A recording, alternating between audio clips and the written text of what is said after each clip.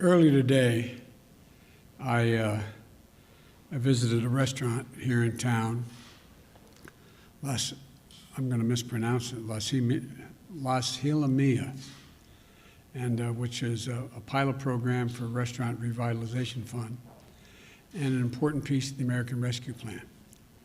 One of my goals with the American Rescue Plan is to make sure that we get this law's benefits quickly and directly to the American people. So before I say a bit more about what we're doing to support our nation's restaurants, let me provide an update on what is happening through the American Rescue Plan right now as I speak. First is providing checks in pockets and shots in arms. More than 163 million rescue payments have already gone out.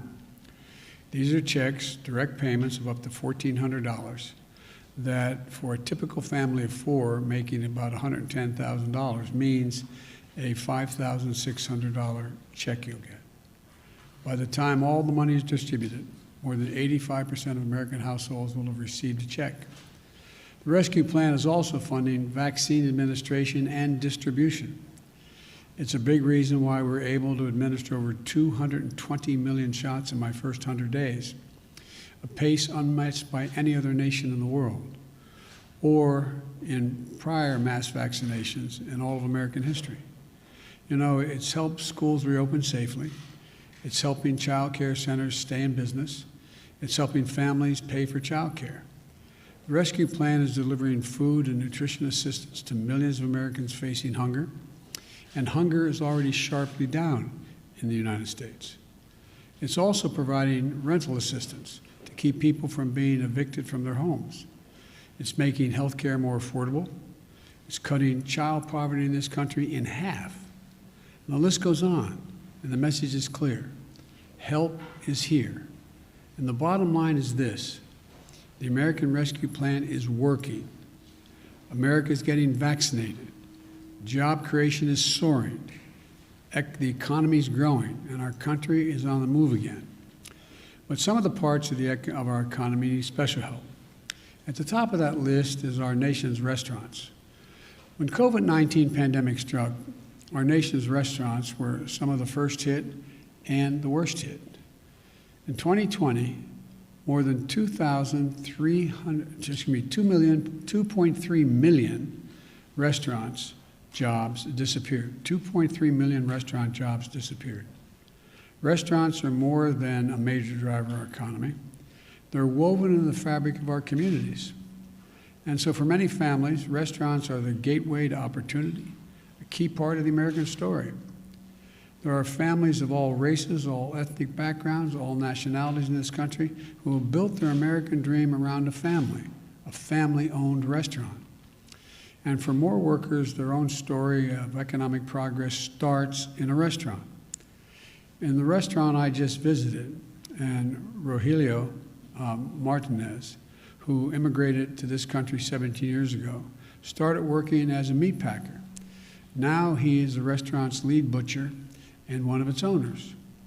For nearly 1 in 3 Americans, this is hard to believe, but for 1 in 3 Americans, a restaurant provided their first job.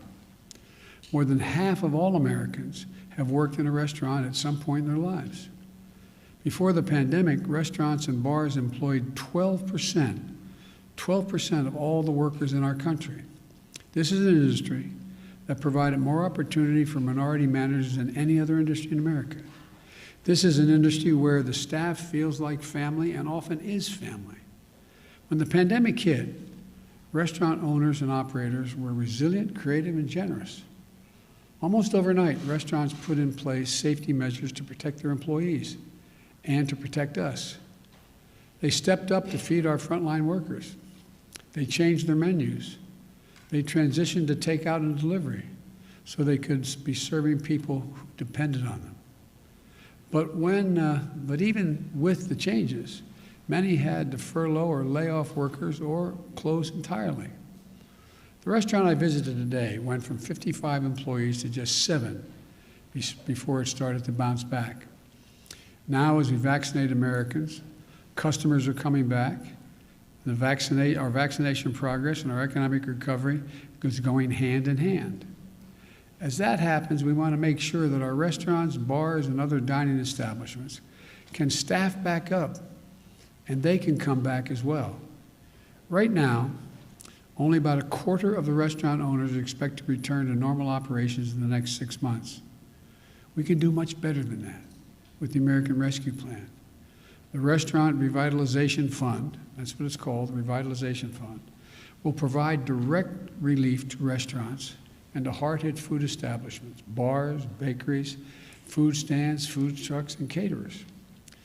Businesses that get grants can use it to cover payroll, rent, utilities, supplies, everything they need to stay open and to reopen. We're opening the doors of this program so that restaurants all over the country can open their doors again. We started accepting applications on Monday. Today's Wednesday. We made it quick and easy to apply. Within the first 2 days, there were 186,200 applications from all 50 states for help. That's a staggering number. 97,600 of those applications came from businesses owned by women, veterans, and socioeconomically disadvantaged individuals. Now the applications, all have been processed yet. But right now it looks like we'll be able to provide help to about 100,000 restaurants and other eligible businesses. We passed the American Rescue Plan, we did that. Some people said it wasn't needed. Well, this response proves them wrong, it's badly needed. About a year ago, when the first round of the Paycheck Protection Program opened up, a lot of the smallest firms saw the doors shut in their face. The law was written so that as we process these applications, the new one, that we focus first on those who were left behind by the other relief programs.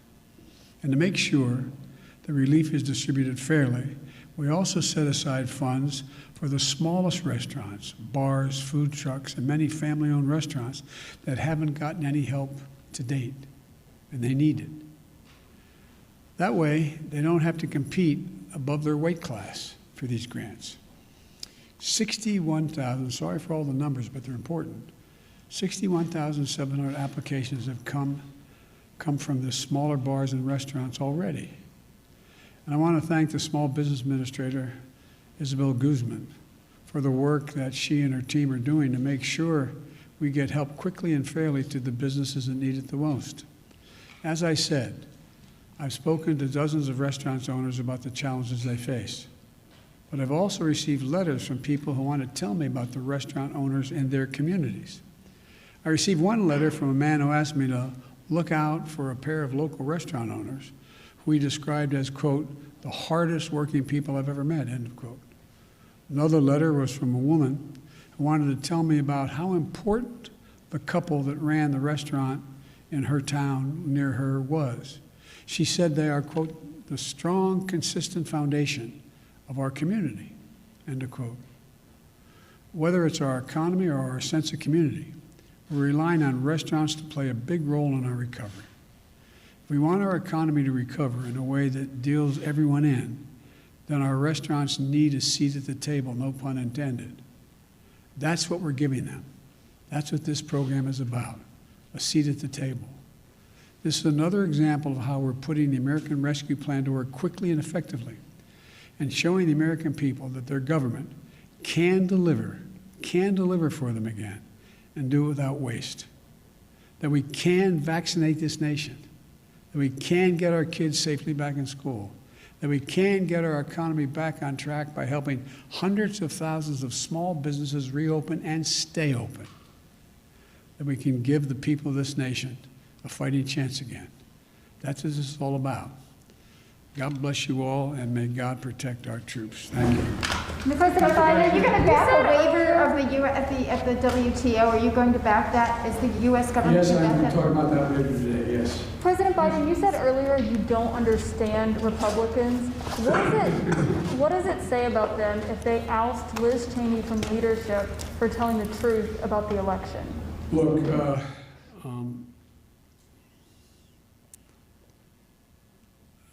it seems as though the Republican Party is trying to identify what it stands for.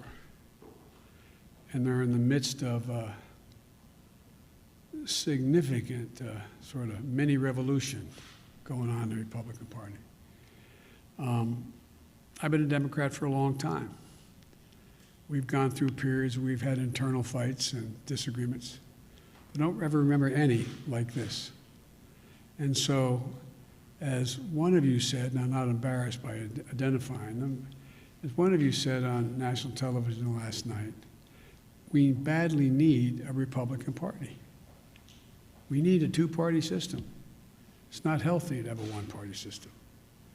And I think the Republicans are further away from trying to figure out who they are and what they stand for than I thought they would be at this point. Sir, Mitch McConnell said that he is 100% focused on stopping this administration. You've spoken about your relationship with him in the past. Do you still think you can work with him when he says things like that? Look, he said that in our last administration, Barack, he was going to stop everything.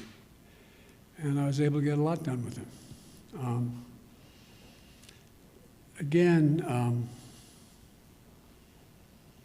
Look, everything I'm proposing that be done to generate economic growth, employment, and put us in a position where we can outcompete any other country in the world with research and development and moving ahead, I pay for. We talk about how this is going to cost so much money, I'm not paying for it. The bottom line is this. My Republican friends had no problem voting to pass a tax proposal that expires in 2025 that cost $2 trillion. None of it paid for. Increased the deficit by $2 trillion. Gave the overwhelming percentage of those tax breaks to people who didn't need it. The top 1/10 of 1%. They didn't need it. And it was argued that what it would do is generate this great economic surge and growth. It would increase productivity. It would pay for itself. It would generate a sense of growth in America we hadn't seen ever before. Well, everyone from the Heritage Foundation on has pointed out hadn't done that. Hadn't done that. Now I come along, and the proposals that I'm suggesting are tried and true things like when you rebuild bridges, things get better. When you rebuild highways, when you don't have to, airports, ports, it all matters. It increases productivity. And the programs that relate to people are programs that are the things that also generate economic growth. And I view them as, for example, tax cuts for middle class, upper middle class, and working class people. And so you eliminate a few of just have the super wealthy begin to pay their fair share. For example, you have, I think it's 35 or 30 corporations didn't pay a single solitary penny last year in the Fortune 500 companies. They made $400 billion. They paid no taxes. How can that make any sense? Especially since these corporations, and I come from the corporate capital of the world, more corporations are incorporated in my state than all the rest of the country combined. If you notice, corporations aren't investing any money in research and development. Somewhere, what's most of it going to? Buying back their own stock dividends, which makes sense, leaving by some studies less than 10% for research, development, pay raises, et cetera. Used to be that not too long ago, for example, During the Bush administration, the tax rate for the very wealthy making well over millions of dollars was 39.6%. It's now 37%. Just raised it back to what it was before. It raises enough money from that savings to put every single person in community college who wants to go. Now, what's going to grow America more? What's going to help you and your security more? The super wealthy having to pay 3.9% less tax, or have an entire generation of Americans having associate degrees. That's why all the economists, even on Wall Street, are pointing out, guess what? It grows the economy, benefits everybody, hurts nobody. But now it's talked to the Wall Street Journal, let's talk about it as a welfare program. It's about growth. And so, you know, the idea that it's just amazing. I mean, corporate taxes, they were 36%. Our administration, last administration, said we should lower it. We suggested it be lowered to 28%. Well, it's got lowered to 20%, or 21%.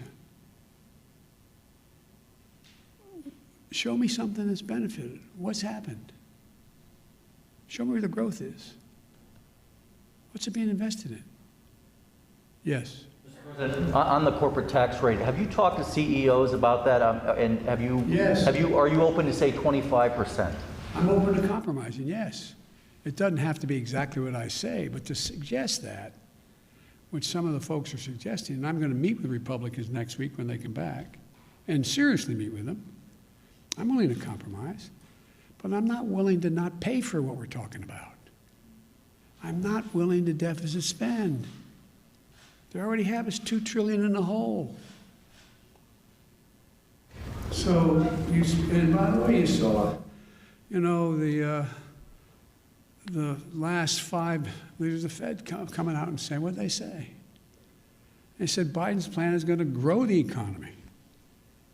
You have Moody's talking about increasing up to, I don't know what the most recent one is, 16 million new jobs. It's about growth, not stunting growth. Like I said, not too long ago, I guess it was back in the 2000 range, thereabouts. Don't hold me to the exact year. I'll have my staff come back with the exact date. The average CEO of the Fortune 500 companies made like 36 times what the average employee of that corporation made. It's over 450 times as much now. As my mother would say, who died and left them boss? No, seriously, what rationale? Tell me what benefit flows from that. We're not going to deprive any of these executives of their second or third home, travel privately by jet. It's not going to affect their standard of living at all, not a little tiny bit. But I can affect the standard of living of the people I grew up with. If they have a job, I can make sure the standard of living of people I grew up with, if they have child care and can afford it, so 20 million women can be back in the workforce. This is just makes no sense to me. But I'm going to have to be able to explain this, and I'm going to keep banging at it. I think I'm not being solicitous, and I'm not trying to ruin your reputation. I think most of you understand what I'm saying. Whether you agree with me or not, I think you understand what I'm saying. And it's fair to say this is about making the average multimillionaire pay just a fair share. It's not going to affect their standard of living a little bit. Thank you all very much. The interest rates. You guys.